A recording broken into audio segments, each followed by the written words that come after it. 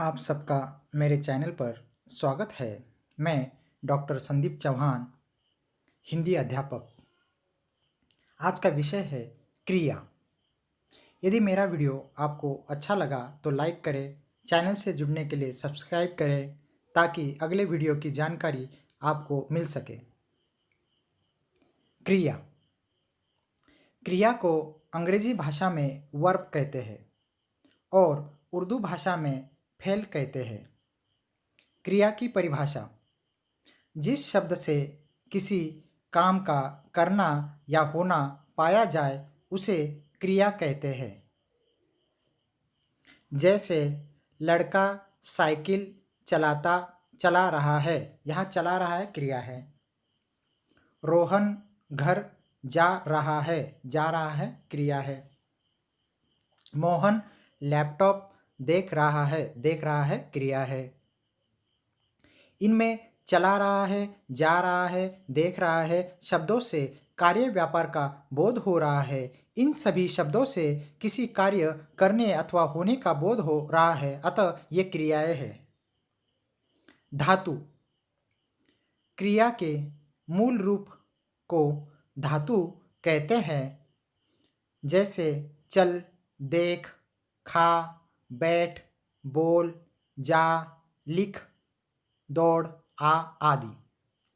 क्रिया के साधारण रूपों के अंत में ना लगा रहता है, जैसे आना, जाना, पाना, खोना, खेलना, कूदना आदि। साधारण रूपों के अंत का ना निकाल देने से जो बाकी बचे उसे क्रिया की धातु कहते हैं। आना, जाना, पाना, खोना, खेलना, कूदना क्रियाओं में आ, जा, पा, खो, खेल, कूद धातुएं हैं। शब्दकोश में क्रिया का जो रूप मिलता है उसमें धातु के साथ ना जुड़ा रहता है। ना हटा देने से धातु शेष रह जाती है। क्रिया के भेद: अ. कर्म के अनुसार या रचना के दृष्टि से क्रिया के भेद। क. अकर्मक क्रिया। ख. सकर्मक क्रिया। क. अकर्मक क्रिया: जिस क्रिया का कोई कर्म नहीं होता अपितु उसका प्रभाव कर्ता पर ही पड़ता है उसे अकर्मक क्रिया कहते हैं। जिन क्रियाओं का असर कर्ता पर ही पड़ता है वे अकर्मक क्रिया कहलाते हैं। ऐसी अकर्मक क्रियाओं को कर्म की आवश्यकता नहीं होती। जैसे रोहन रोता है, यहाँ रोता है अकर्मक क्रिया है। सांप रेंगता है अकर्मक क्रिया है। बस चलती है अकर्मक क्रिया है आदि। ख. सकर्मक क्रिया: जिस क्रिया का प्रभाव कर्म पर पड़ता है उसे सकर्मक क्रिया कहते हैं। जिन क्रियाओं का असर कर्ता पर नहीं कर्म पर पड़ता है वह सकर्मक क्रिया कहलाती है। इन क्रियाओं में कर्म का होना आवश्यक होता है। जैसे रोहन पुस्तक पढ़ता है, यहाँ पुस्तक कर्म है, पढ़ता सकर्मक क्रिया है। नरेश आम खाता है, आम कर्म है, खाता है सकर्मक क्रिया है। मोहन साइकिल चलाता है, साइकिल कर्म है, चलाता है सकर्मक क्रिया है। सकर्मक तथा अकर्मक क्रिया की पहचान: जब क्रिया से पूर्व क्या प्रश्नवाचक शब्द लगाने पर कोई उत्तर प्राप्त हो तो उसे सकर्मक क्रिया कहते हैं। जैसे रोहन पुस्तक पढ़ता है। वाक्य में पढ़ता है क्रिया के पूर्व क्या लगाकर प्रश्न बनाया, राम क्या पढ़ता है? उत्तर हुआ पुस्तक, अतः पढ़ता है क्रिया सकर्मक क्रिया है। जब क्रिया के पूर्व क्या प्रश्नवाचक शब्द लगाने पर कोई उत्तर न बने तो अकर्मक क्रिया होती है। जैसे पेड़ उग रहा है, बच्चा सो रहा है, इन वाक्यों में यदि प्रश्न बनाए, पेड़ क्या उग रहा है, बच्चा क्या सो रहा है, तो इनका कोई उत्तर नहीं बनेगा। अतः ये अकर्मक क्रियाएं हैं। सकर्मक क्रिया के भेद। एक कर्मक क्रिया, द्विकर्मक क्रिया। एक कर्मक क्रिया, जिस क्रिया का केवल एक ही कर्म होता है उसे एक कर्मक क्रिया कहते हैं, परंतु इसे एक कर्मक न कहकर सकर्मक ही कहते हैं। जैसे ममता फल खाती है, यहाँ पर फल कर्म है, खाती सकर्मक क्रिया। सीता पाठ याद करती है। नेता भाषण देते हैं। लड़के क्रिकेट खेलते हैं। 2. द्विकर्मक क्रिया, जिस क्रिया के दो कर्म होते हैं वह द्विकर्मक क्रिया कहलाती है। जैसे डॉक्टर रोगी को सुई लगाता है, यहाँ पर रोगी और सुई दो कर्म है और लगाता है द्विकर्मक क्रिया है। अध्यापक छात्रों को पाठ पढ़ाता है। राम लक्ष्मण को गणित सिखाता है। मालिक नौकर को पैसे देता है। प्रयोग की दृष्टि से क्रिया के भेद। प्रयोग की दृष्टि से क्रिया दो प्रकार की होती है, एक रूढ़, दूसरा यौगिक। पहला रूढ़ क्रिया, जिस क्रिया की रचना धातु से होती है उसे रूढ़ क्रिया कहते हैं। जैसे लिखना, पढ़ना, खाना, पीना आदि। दूसरा यौगिक क्रिया, जिस क्रिया की रचना एक से अधिक तत्वों से होती है उसे यौगिक क्रिया कहते हैं। जैसे लिखवाना, आते जाते रहना, पढ़वाना, बताना, बड़बड़ाना आदि। यौगिक क्रिया के भेद। क प्रेरणार्थक क्रिया, ख संयुक्त क्रिया, ग नाम धातु क्रिया, घ अनुकरणात्मक क्रिया।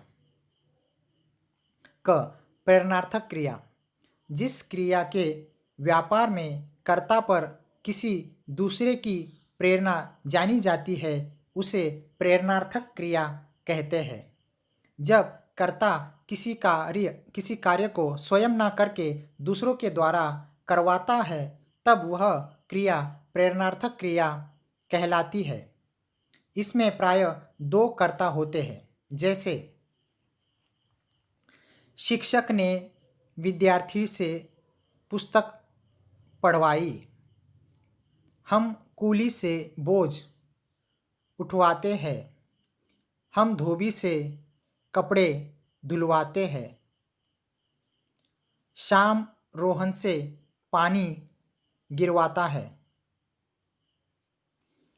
प्रेरणार्थक क्रिया बनाने के नियम।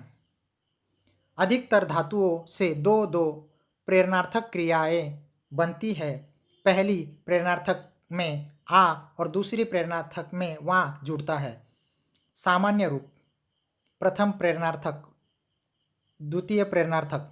गिरना, गिराना, गिरवाना। चलना, चलाना, चलवाना। चढ़ना, चढ़ाना, चढ़वाना। दूसरा, धातु के बीच में यदि दीर्घ स्वर हो तो उसे ह्रस्व स्वर करने से जागना, जगाना, जगवाना। नाचना, नचाना, नचवाना। सीखना, सिखाना, सिखवाना। तीसरा, धातु के बीच में ए हो तो ई और ओ औ हो तो उ हो जाता है। खोदना, खुदाना, खुदवाना। खेलना, खिलाना, खिलवाना। बोलना, बुलाना, बुलवाना। 4. धातु के अंत में यदि दीर्घ स्वर हो तो उसमें प्राय ला जुड़ता है। खाना, खिलाना, खिलवाना, रोना, रुलाना, रुलवाना, देना, दिलाना, दिलवाना, आना, कुम्हलाना, गरजाना, घिघियाना, टकराना, तुतलाना, पछताना, पढ़ना, सकना, लंगड़ाना, सिसकना, होना, पाना आदि क्रियाओं से प्रेरणार्थक क्रियाएं नहीं बनती। ख। संयुक्त क्रिया। जो क्रिया किसी दूसरी क्रिया या अन्य शब्दभेद के योग से बनती है उसे संयुक्त क्रिया कहते हैं। जहाँ किसी क्रिया में दो या दो से अधिक धातुएं पाई जाए उसे संयुक्त क्रिया कहते हैं। जैसे मैं देख सकता हूँ, बच्चे दिन भर खेलते रहते हैं, आज पढ़ना लिखना होगा, वह मेरे घर आया जाया करता है। ख। नाम धातु क्रिया। संज्ञा, सर्वनाम अथवा विशेषण से बनने वाली धातु को नाम धातु कहते हैं। नाम धातु से बनने वाली क्रिया नाम धातु क्रिया कहलाती है। संज्ञा, सर्वनाम और विशेषण शब्दों से जो क्रियाएं बनती हैं उन्हें नाम धातु क्रिया कहते हैं। जैसे वह दूसरों की चीज देखकर ललचाता है, वह दूसरों का माल हथियाता है, वह सदा बतियाता रहता है, बहुत गरमाना ठीक नहीं। संज्ञा, नाम धातु क्रिया बात, बता, बताना, माटी, मटिया, मटियाना, लज्जा, लजा, लजाना, हाथ, हथिया, हथियाना। सर्वनाम, नाम धातु क्रिया अपना, अपना, अपनाना। विशेषण, नाम धातु क्रिया चिकना, चिकना, चिकनाना, साठ, सठिया, सठियाना, सूखा, सूखा, सुखाना। क्रिया विशेषण, नाम धातु क्रिया ऊपर, ऊपरा, ऊपराना, भीतर, भीतरा, भीतराना। घ। अनुकरणात्मक क्रिया। किसी ध्वनि के अनुकरण पर जो क्रिया बनती है उसे अनुकरणात्मक क्रिया कहते हैं। जैसे खटखट, खटखटाना, झनझन, झनझनाना, भनभन, भनभनाना, धड़धड़, धड़धड़ाना, थरथर, थरथराना, सनसन, सनसनाना, छलछल, छलछलाना, थपथप, थपथपाना। ई। संरचना के आधार पर क्रिया के भेद। 1. सामान्य क्रिया, अपूर्ण क्रिया, पूर्वकालिक क्रिया, तात्कालिक क्रिया, संयुक्त क्रिया, प्रेरणार्थक क्रिया, नाम धातु क्रिया। 1. सामान्य क्रिया। इसमें केवल क्रिया का ही प्रयोग मुख्य रूप से किया जाता है। जैसे मैंने खाया, नेहा गई। दूसरा, अपूर्ण क्रिया। जैसे वह है, तू है। यहाँ पहले और दूसरे वाक्यों में है क्रिया का पूर्ण अर्थ स्पष्ट नहीं हो पा रहा है, अतः बताना होगा कि वह समझदार है, तू होशियार है, तभी क्रिया पूर्ण होगी। तीसरा, पूर्वकालिक क्रिया। जब मुख्य क्रिया से पूर्व कोई अन्य क्रिया होती है उसे पूर्वकालिक क्रिया कहते हैं। इसमें प्राय कर या करके प्रत्ययों का प्रयोग होता है। जैसे नेहा खाना खाकर सो गई, राजेश पाठ याद करके सो गया। 4. तात्कालिक क्रिया, जब मुख्य क्रिया करते ही दूसरी क्रिया भी साथ ही हो तो उसे तात्कालिक क्रिया कहते हैं। जैसे मोहन विद्यालय से आते ही पढ़ने लगा। मोहन विद्यालय से आया और पढ़ने लगा। पिताजी घर आते ही सो गए। पिताजी घर आए और सो गए।